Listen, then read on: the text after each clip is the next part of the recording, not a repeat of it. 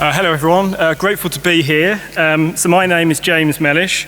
I'm here to talk to you today about the Abbey of St Edmund Reborn project. Yes, here we go. So we've got a lovely slide here produced by English Heritage of what we think the Abbey might have looked like 1,000 years ago. This project, I think we're in really exciting times at the moment. We have a great deal of momentum, and it's a really significant project in terms of it's a generational project. When we built the tower 25 years ago, the King, then Prince Charles, came to open the tower, and he looked at the area that we are going to be developing as this project, and he looked at it and said, that must be your next project. So he said, and we have listened. So this project is large. It is a project delivered by the Cathedral in partnership with West Suffolk Council and English Heritage. Those three organisations have come together to form the Abbey of St Edmund Heritage Partnership. It's a major, almost a £10 million community project. We have reached some major milestones over a 24-month period. Just to deliver this project, we require 9 single planning applications, which has been a huge task. Our project architects, who are a global firm of architects, said this is the most complex project they have ever worked on. So it just signifies the scale and the complexity, and I think that is also signified in the scale and the enormity of the Abbey. It was one of the largest abbeys in Europe of its time. Dean Joe, who is unfortunately not here today, has been spearheading the fundraising, and he has achieved 88% of those funds to be able to deliver this project. He's almost single-handedly fundraised £2.6 million for this project. So, you know, we are all going in the right direction, and we have a great deal of momentum behind us. Excitingly, we are waiting for the outcome of our heritage funding, and we hope to have that determined within the next couple of weeks. So it's really exciting times at the moment. Next slide, please.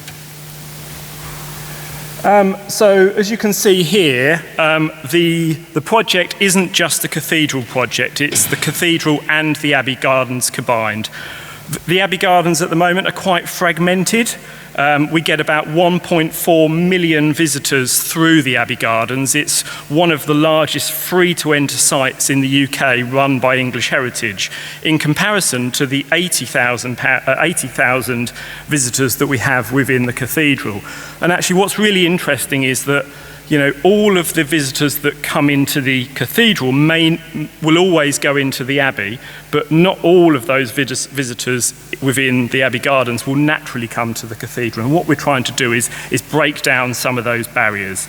So as part of this project, and the areas on the map there just signify all of the independent areas. It's maybe a little bit difficult to read at the moment, but I'll just talk you through those. So the primary focus is to conserve the ruins. A couple of people said to me the other day, are we rebuilding the Abbey? Well, no, because, you know, we only have a £10 million budget, and I'm sure that it would cost hundreds and hundreds of millions of pounds to restore the Abbey. Interestingly, someone else said to me the other day, we believe the Abbey ruins are like they are because of World War II. Well, actually, that's absolutely not true. So what we're trying to do here is actually just tell the story of the Abbey, because not many people know the history and the significance of the Abbey. So conserving the ruins is one of the most important things. You know, the ruins have been lost through the ravages of time. You know, climate change, weathering has exposed the ruins, and they are now, in a very bad state of repair. So we want to bring the ruins into a sustainable future so we can have them here for another 100, 200 years. We are creating a visitor centre just next door. We're going to be building a new West Cloister and a visitor centre to tell the story of St Edmund. We will be improving access from the cathedral to the Abbey Gardens and vice versa. We'll also be putting in new path networks around the ruins. So improving access, physical access and intellectual access is a real key for this project. Increasing biodiversity. The Heritage Fund said to us, if there's anything you need to improve on in this project, it's biodiversity, the natural heritage. So we are looking to improve biodiversity. We are looking to improve that through working with local organisations. We've got the River Lark and the River Linnet that we can carry out some fantastic biodiversity and citizen science projects. We are providing a year-round community engagement programme, and we are ultimately looking to connect the Abbey, the Cathedral and the town. Next slide, please. So this is an interesting image here. Those of you that have tea and coffee in Pilgrim's Kitchen will look out onto this area. So this is the existing situation in the Garth. We know that the archaeology is of importance, but there's nothing of great importance there, fortunately.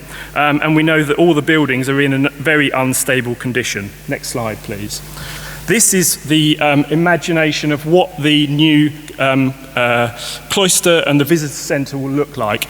The whole of the Garth will be beautifully re-landscaped, and we'll be improving access as well. So, the West Cloister is the architectural vision of Dykes Bauer, who is a major architect for the cathedral, and then we're also going to be lovingly restoring the Anselm building into that visitor centre. So it's all about conservation, it's all about access. Next slide, please. This is an image of what the West Cloister will look like internally, so they'll be very similar to the existing East and the South Cloisters, although this one will have heating, which the Dean is very excited about, so he can have events and activities, fundraising events and activities throughout the year. It will be light, it will be airy, it's built of clips and limestone. And it will have the timber panelling, and it will be a gateway between the cathedral and the Abbey Gardens. Next slide, please. So this is an image which just showcases what the interpretation and the look and the feel of the interpretation will be like within the visitor centre. So the primary objective is to talk about St Edmund, the scale of his abbey. His sacred bones. We know that, in the medieval period, that pilgrims came from all over Europe in their thousands, probably hundreds of thousands, to, as a destination to his shrine. So we'll be talking about his sacred bones. We will be talking about the medieval mind, and actually that's probably not too dissimilar to our mindset today. Health, well-being, it's very topical. So we'll be talking about the similarities of the medieval mind. We'll be talking about the Abbey, the scale, the significance of the Abbey, Edmund's people, Edmund's land. Why was the Abbey built here? It's near a river. The geographic location of that. All of that will be interpreted through the visitor centre, but not only in the visitor centre, as you walk around the Abbey Gardens as well. And then, of course, we'll be talking about time after the Abbey, after Edmund, beg your pardon, King Henry VIII and the dissolution of the monasteries and the effect that had on the town and also the Abbey. And actually how that is, common in today in terms of medieval upcycling. All of the stone is used and has been reused in buildings around town and around Suffolk. So, really topical again. Next slide, please. So I mentioned earlier this project is a project between the Cathedral, West Suffolk Council and English Heritage, and they have come together to form the Abbey of St Edmund Heritage Partnership. That partnership consists of 28 other organisations within town, and this just gives you a snapshot of all of those organisations. There is huge community buy-in to this project. We have hundreds of volunteers building on the hundreds of volunteers that the Cathedral already have. We are going to be working with the underserved communities of the town. We are delivering 47 community engagement activities over a 3-year period, 16 heritage engagement activities working with the cathedral, working with the town tour guides, working with lots and lots of different organisations within town. We are delivering 10 biodiversity projects over a 3-year period. Those of you that were in the Abbey Gardens just a few weeks ago, we held a biodiversity Biodiversity Festival. We're building on that. We're working with the River Lark Catchment Partnership. We're working with the Berry Water Meadows Group, really to build on the biodiversities of the Rivers Lark and the River Linnet. We're going to be doing 2 community archaeology projects. Everyone loves hands-on archaeology. We did an archaeological tour as a result of the development of this project, and we'll continue that. We'll also be bringing together all of the historic records of the Abbey and the Abbey site, which are rather fragmented into one hub, as it were.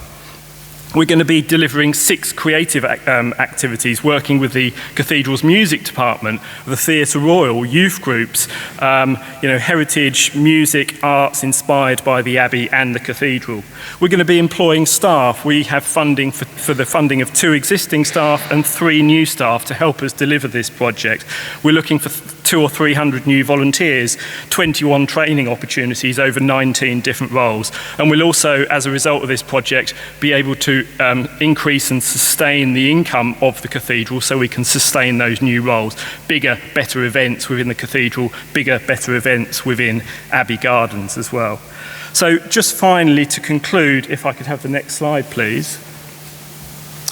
We will be delivering this project if the funding comes around, starting from September 2026.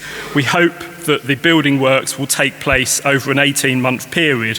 We hope that the visitor centre will be open to the public by the end of 2028 with a 3-year project delivery. It's a really exciting project. There's lots of momentum. We're almost there with the fundraising. We're just waiting for the Heritage Fund to give us the £7.1 million worth of funding that this project needs. The Dean has raised 88% of the 2.6 million. We're almost there. We're at the finish line. We're just waiting for that funding to come in. So it's been a pleasure to talk to you all. Yes, enjoy the rest of your day. Thank you.